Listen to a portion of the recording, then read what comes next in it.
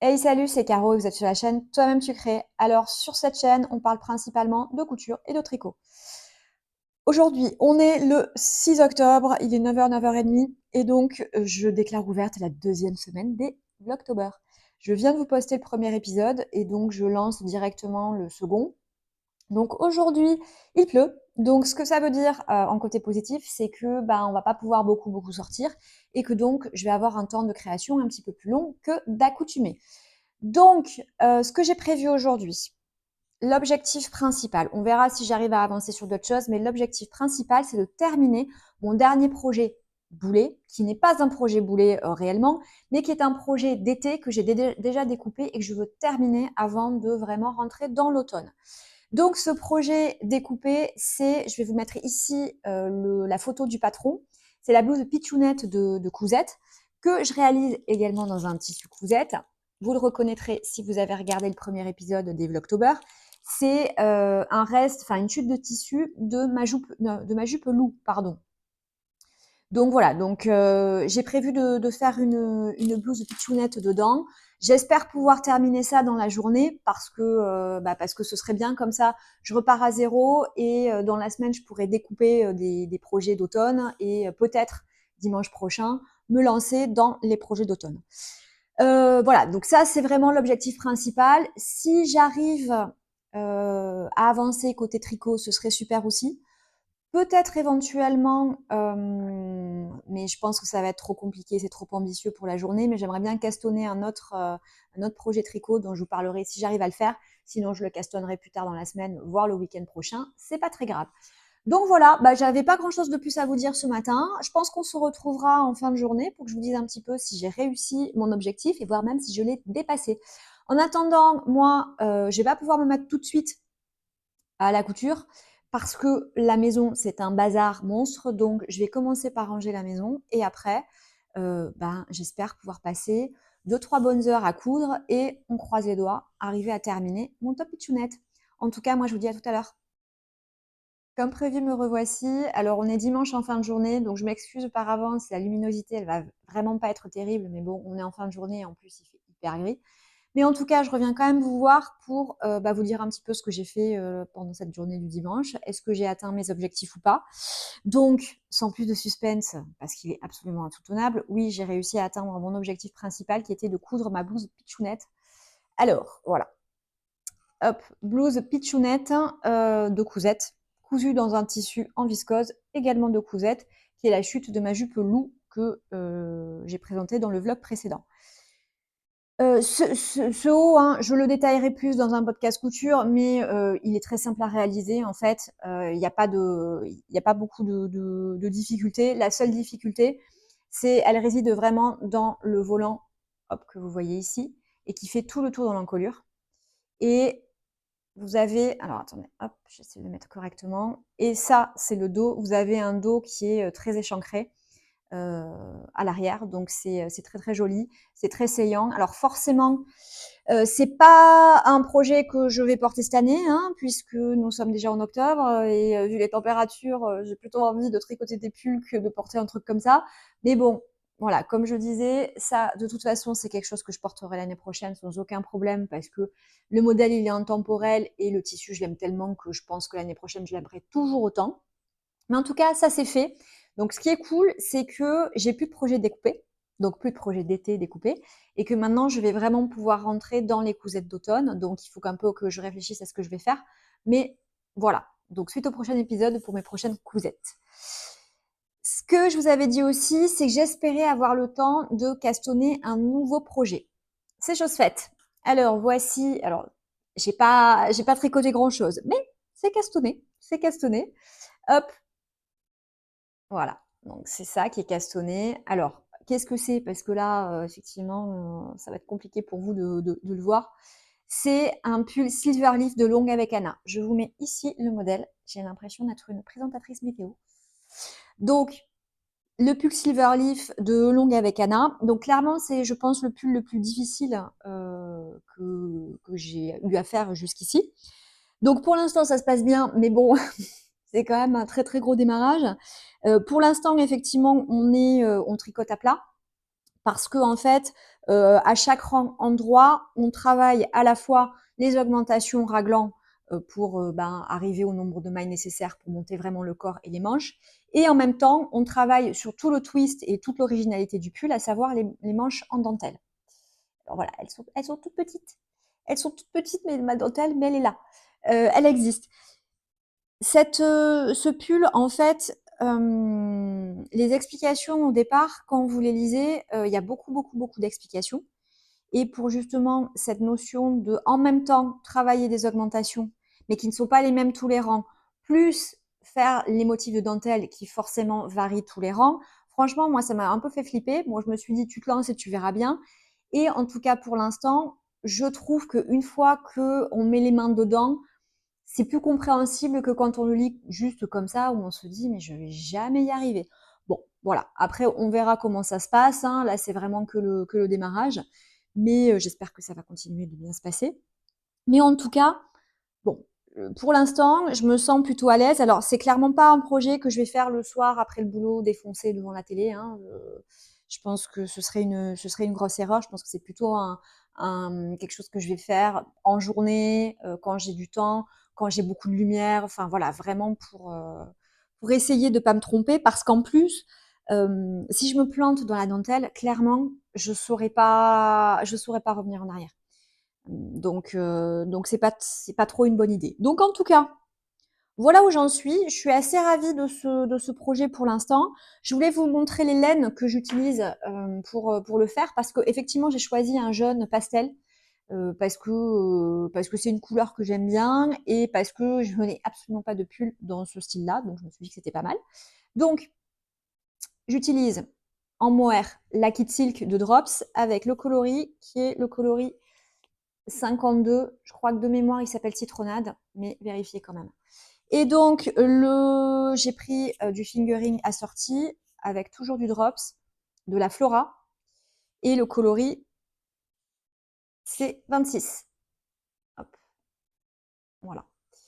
Donc voilà, donc l'idée effectivement, bah, de toute façon cette semaine c'est de continuer sur ce projet-là. Comme je le disais, pas tout le temps, donc je vais reprendre pour les soirées de boulot, enfin les soirées de retour du boulot, je vais reprendre mon pull céleste où là vraiment j'ai des manches tout en jersey à faire, ce qui sera beaucoup mieux dans la télé. Et dernier petit point que je voulais vous présenter aujourd'hui, enfin sur cette fin de journée, c'est que j'ai quand même un tout petit peu avancé ma deuxième chaussette Phantom du Spooky set de Charleston. Hop, voilà, j'en suis là. Donc pareil, ça c'est quelque chose que pour le coup, je pense que je peux faire devant la télé. Voilà, donc je vais avancer les deux, enfin les trois projets en même temps, tranquillement dans la semaine. Et puis voilà. J'ai plus grand chose à vous dire aujourd'hui. Je vous reprendrai dans la semaine, je ne sais pas quand, probablement pas demain parce que demain je suis au boulot, donc voilà, je rentrerai trop tard pour pouvoir vous reprendre.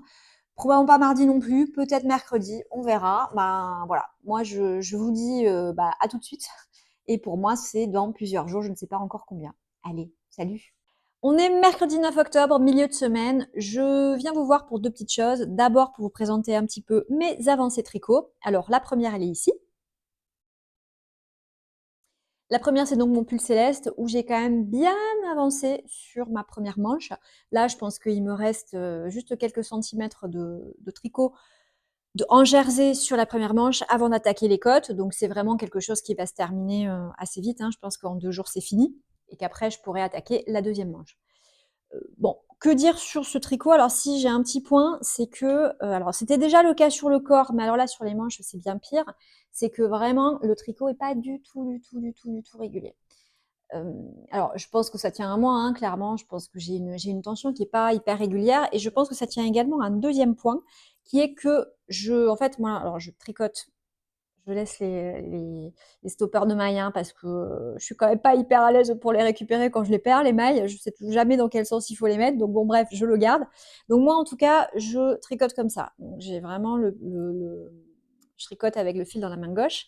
Et en fait, quand je tricote, j'ai quand même les doigts, alors même si j'essaie de desserrer, qui reposent sur le tricot. Et j'ai l'impression qu'en faisant ça, en fait, ça déforme un petit peu le tricot et que ça participe à cette irrégularité. Donc là, le point, il est vraiment pas joli. Donc j'espère que le blocage va permettre de vraiment beaucoup lisser ça. Le blocage va permettre de lisser, il y a pas de problème, mais là, vous voyez, c'est pas beau, hein. Donc alors c'était moins le problème, il est moins, il sur le corps, c'était pas génial, mais c'était quand même mieux que sur la manche. Donc bon, bref, de toute façon, je vais aller au bout du pull et puis on verra ce que ça donne après blocage, hein, et si ça marche pas, et bah, tant pis, je le porterai à l'intérieur. Mais bon, voilà, clairement, ça veut dire qu'il faut que moi, quand même, je travaille sur la régularité de la tension. Donc, j'avais pas l'impression d'avoir une irrégularité folle, mais quand je vois ça, clairement, il y a quelque chose qui va pas. Je pense que ça tient aussi beaucoup à la laine, et notamment à la laine tricotée seule, parce que, alors, je vais pas vous le montrer là, mais si vous avez suivi les séquences précédentes, je tricote également de la Flora, doublée avec un fil de Kilt Silk, pour mon Silverleaf. Alors là, je suis vraiment au début, mais j'ai quand même une petite bande en jersey et il n'y a aucun problème. Elle est beaucoup plus régulière que ce que j'obtiens ici.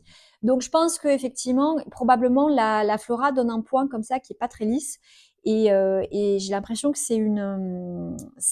j'ai l'impression que c'est une laine qui va pas mal se détendre. Voilà. Bon, on verra. De toute façon, je continue là-dessus. Mais en tout cas, je suis contente parce que j'ai vraiment bien avancé sur la manche. Et je pense que en 10 jours, même pas, il est terminé. Donc ça, c'est cool. Oups. Deuxième avancée. Ma deuxième chaussette Spooky Socks, puisque pour rappel, j'avais terminé la première. Donc je suis sur la seconde, je suis aux 2/3, on va dire, de la tige. Et l'objectif, vraiment d'ici fin de semaine, c'est de terminer la tige et de faire le talon. Alors le talon, je le ferai tranquillement, à tête reposée dimanche, parce que c'est toujours pour moi le plus compliqué sur les chaussettes. Le talon, voilà, j'ai un peu du mal, je perds le compte, je perds le fil, j'ai besoin d'être très concentrée, donc ça, c'est pas quelque chose que j'attaque un soir de semaine devant la télé dans le noir, ça, c'est pas possible. Donc voilà mes 2 avancées tricot. Comme je vous le disais, le Silverleaf, je l'ai pas avancé par rapport à ce que je vous ai montré sur la séquence précédente. Comme je vous disais, le Silverleaf, il est plus compliqué. Alors, par rapport à moi, mon niveau de tricot, c'est clairement le truc le plus compliqué que j'ai fait jusqu'ici. Et pour l'instant, ça se passe très bien, mais je préfère le faire à des moments où je suis concentrée. Donc pareil, le week-end, avec de la lumière, au calme, etc. Donc c'est pas du tout un tricot que je fais le soir.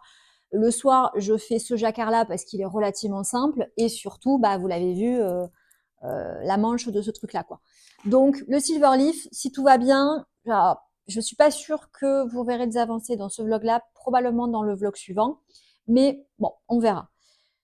Sinon, petite info, puisque donc nous sommes mercredi 9 octobre et je serai au Knit It samedi 12. Alors j'essaierai de vous filmer quelques petites images si je peux. Je suis en train d'essayer de préparer le salon parce que effectivement ça part dans tous les sens, j'ai plein d'idées, j'ai plein de désirs, etc. Ce que j'ai fait, c'est que j'ai commandé chez Lily Comme Tout un complément des laines que je vous avais présenté la dernière fois et sur lesquelles je n'avais pris qu'une pelote alors que bah, en fait il m'en faudrait deux pour faire les 2 chaussettes.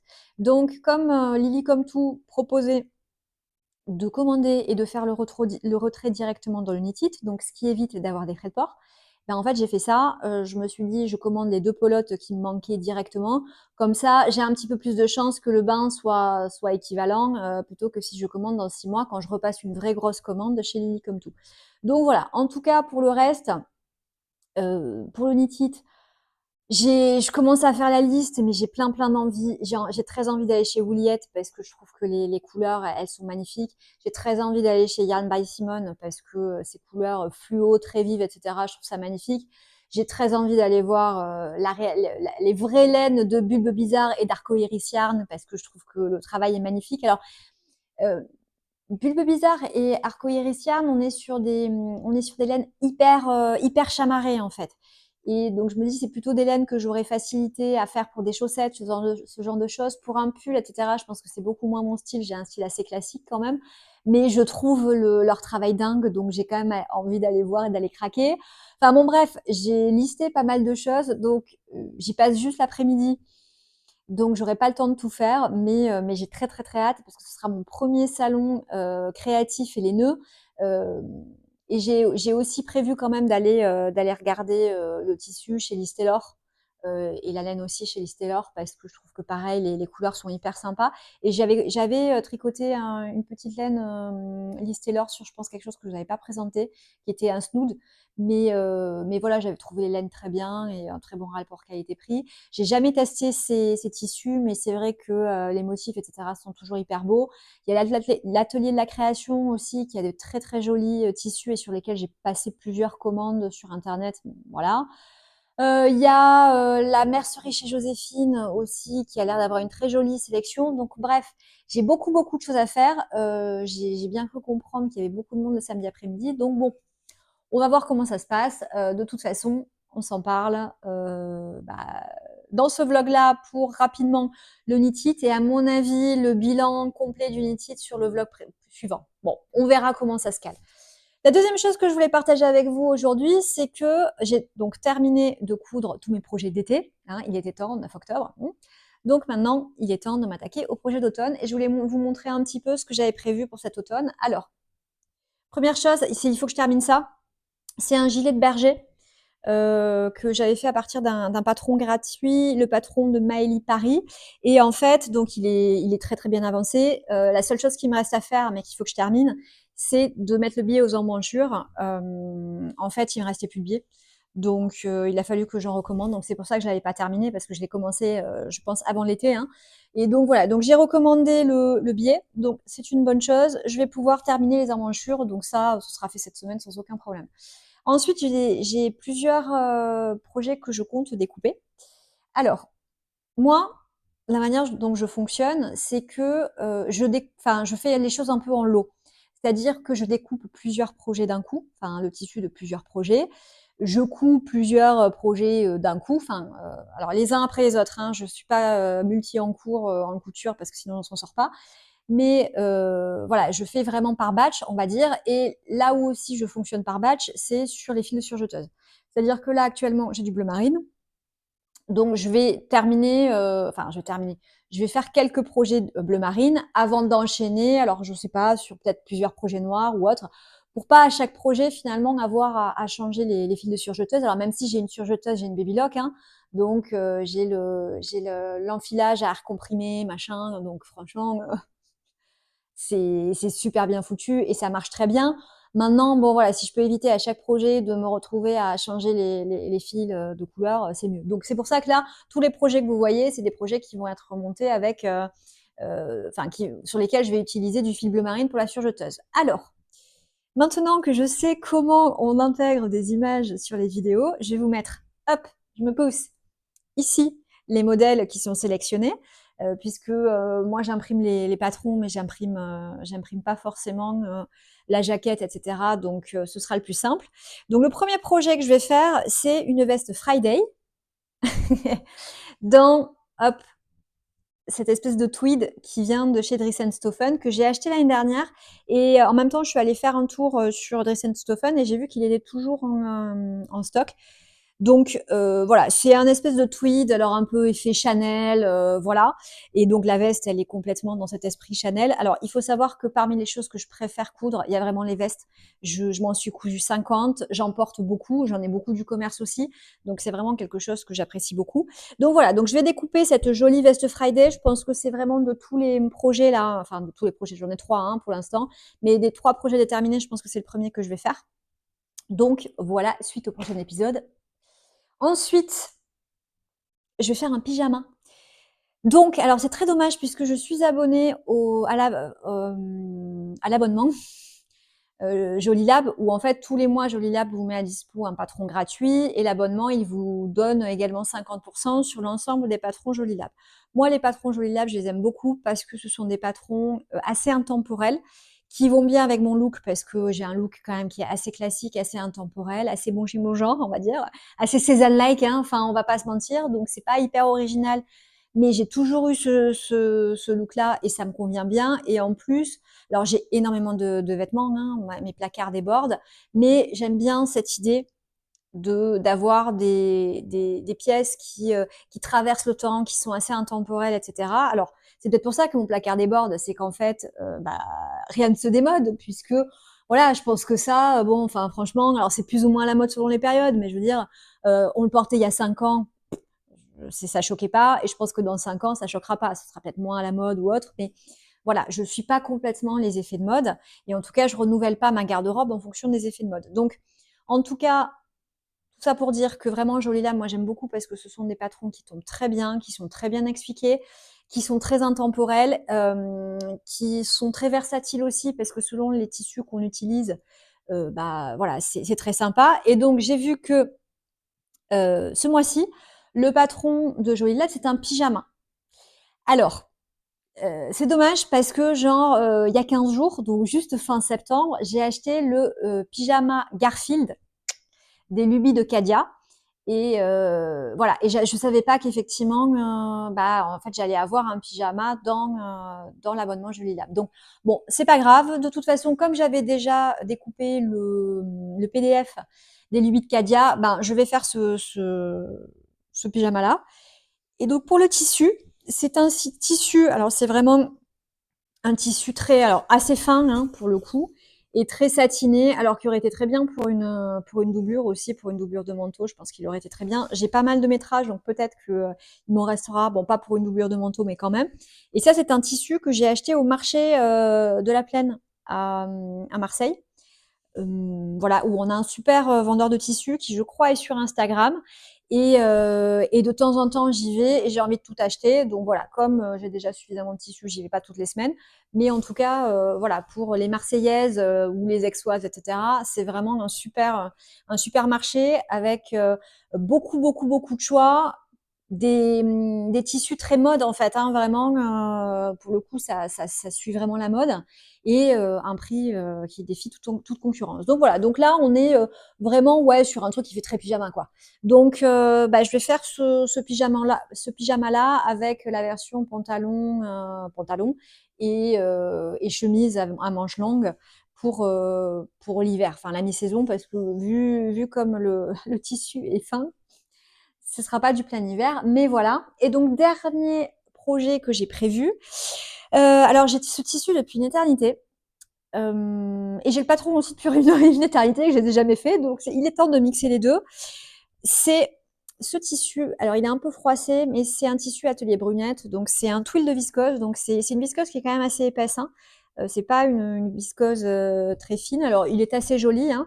Et je vais faire la blouse Dorothy de So Sunday. Alors cette blouse-là, moi je la trouve magnifique, vraiment je la trouve extrêmement jolie, et pourtant je l'ai alors dans mes favoris depuis des plombes, j'ai fini par l'acheter, ça fait au moins 6 mois, et là il faut même que je découpe le PDF, il n'est pas découpé quoi. Donc en tout cas voilà, voilà ce que je vais faire. Donc vu que là je suis en télétravail et que je vous filme, on est entre midi et 2, je vais reprendre là dans pas longtemps à 14h le boulot. Et ce qui est bien, c'est que quand je suis en télétravail, ben en fait, je j'ai pas bah, forcément comme tout le monde, hein, j'ai pas les trajets, et donc si je peux, je vais démarrer au moins le découpage de ça. Voilà, l'objectif ce serait que, alors j'aurai pas le temps de toute façon de coudre d'ici dimanche. L'objectif ce serait que dimanche soir j'ai découpé tous ces projets-là pour pouvoir les coudre la semaine suivante. Voilà, voilà ce que j'avais à vous dire aujourd'hui. Je ne sais pas quand est-ce qu'on se retrouve. Peut-être vendredi si j'ai des choses à vous raconter. Si j'ai pas grand-chose, ça sert à rien. Sûrement samedi. Donc samedi, je vais donc au Nitit. Je rentre, je sais plus, je crois que j'arrive à Marseille à 21h, quelque chose comme ça. Donc je vais essayer dans tous les cas de vous faire une conclusion du vlog samedi soir en vous mettant quelques images peut-être en vrac du Nitit. Et c'est dans le vlog prochain que je vous ferai le bilan complet, etc. Parce que je suis pas sûre que après une journée avec le train, le Nitit, les horaires, le machin, je suis pas sûre qu'effectivement je serai d'attaque samedi soir pour vous filmer pendant 3 heures. Mais voilà, en tout cas, ben, à tout de suite. Je rentre à peine du Nitit et je vous retrouve juste pour clôturer ce vlog. On parlera de mon débrief du Nitit. Je vous montrerai tout ce que j'ai acheté, etc. dans le prochain vlog que je commencerai demain. Là, l'idée ce soir, c'est d'aller me prendre un bon bain chaud parce qu'il est humide, j'ai eu un peu froid toute la journée. Donc, bon bain chaud. Derrière, je monte le vlog que j'ai fait cette semaine. Et puis, je vous reprends demain pour de nouvelles aventures. À plus!